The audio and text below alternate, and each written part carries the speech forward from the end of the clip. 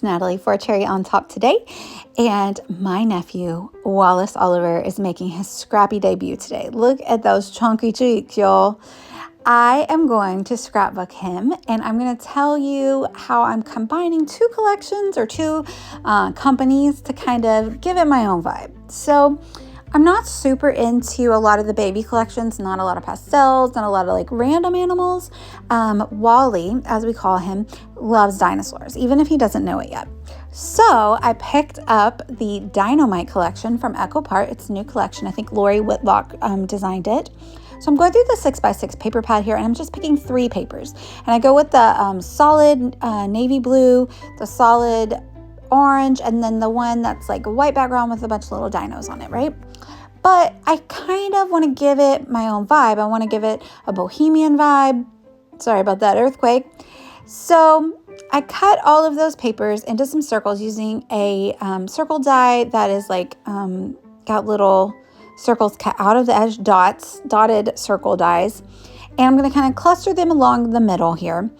But to make the vibe a little more bohemian and like have some natural elements to it, I'm combining the collection with 49 and Market. And I have the Nature Study collection and the Curator's Meadow collection. I picked the laser die cuts out of those.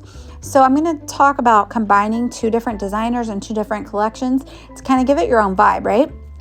So I cut out his nickname, which is Wally, out of the Jeff Alpha dies by Pinkfresh Studio. And those are going to help me kind of bring some cohesion to the page. Now I'm going through the 49 in the Market laser dies, and I'm pulling out a lot of mushrooms.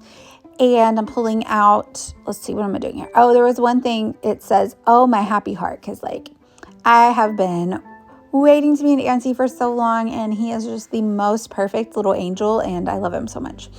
So I had to use that. And so I got a label from there, and I got some more mushrooms from the other collection, as well as some foliage. And the foliage is nice and green, which there is some lime green in the collection, but mostly in the papers I picked out, there's just like a couple of tiny hints of green on the dinos. But the green is going to help me tie in the collections together a little bit. One way that I am bringing cohesion between the 2 collections is this one from EcoPark is very bright and cartoony. So I'm going to rough up the edges, distress the edges of all the circles. And then I'm going to use this gathered twig distress oxide to give it the brown edges that helps them stick out from the paper, but it also kind of gives me the natural look. So while those dry, I'm going to use the Rustic Wilderness green distress oxide. I'm going to ink blend and just kind of do an ombre effect on my alphas. So I'm keeping the bottom of them white.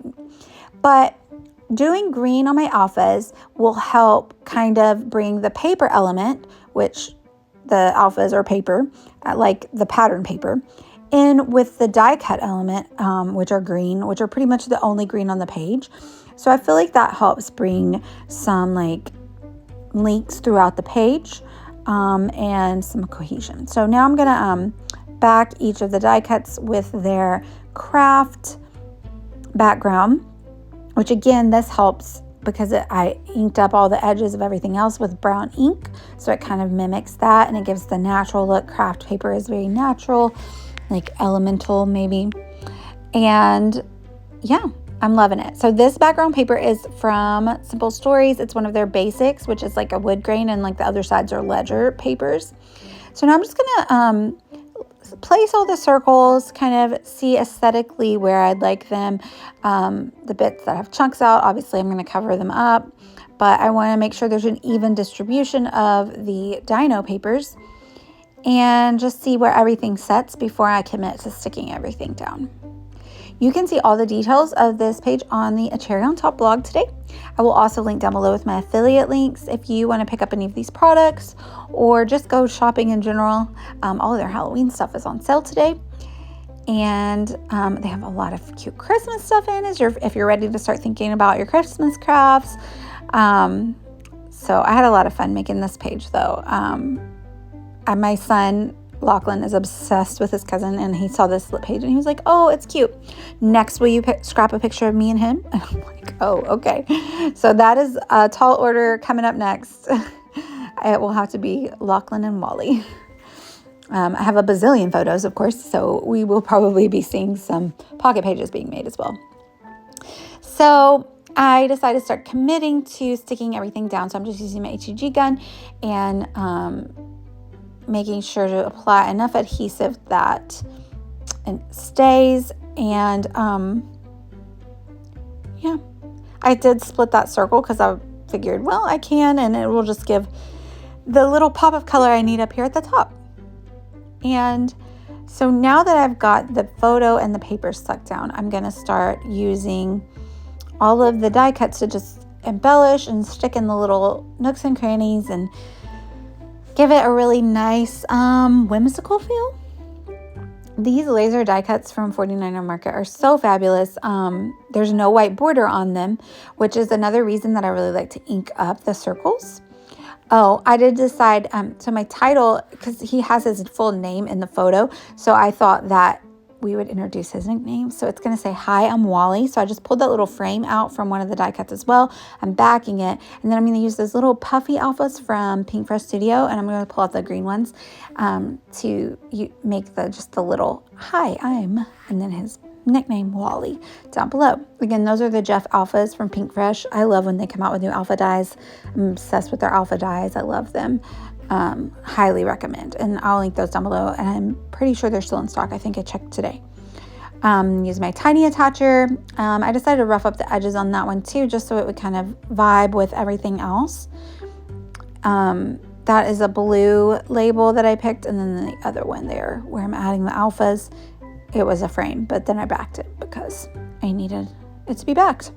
So I do like that the alphas and that part kind of still have the bright white that exists in the dinosaur papers. So that helps, again, repeat the element multiple times throughout the page for everything to kind of go well together. And it also kind of matches the way I edited the photo. The photos were a little more cream, so I kind of like brightened it up a little bit to be a little more white. And then it'll all go together. So I'm really loving how the two collections are coming together. Adding the bright colors makes the natural die cut elements kind of be a little more fun and whimsical, I feel like. And whereas sometimes, they can be so beautiful and almost formal as well if you do them in a different way. I did want to pull off that little sticker because it was perfect. It was allowing journaling, and then it also is bright white and a circle. So off screen, I will kind of add his details to it. I don't want to add all of those, but like his weight and everything. But you can tell from the photos, he was a big one.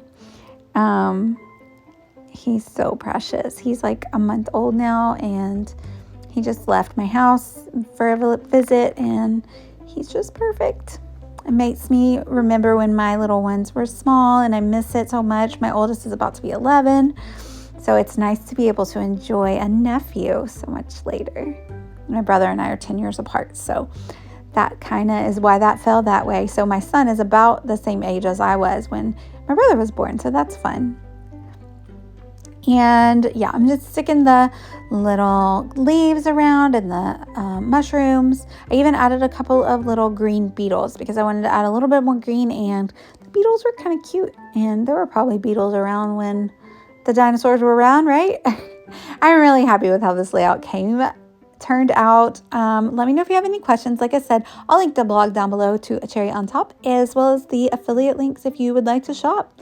Thank you guys so much for watching, and I'd love it if you'd like and subscribe. Bye, y'all.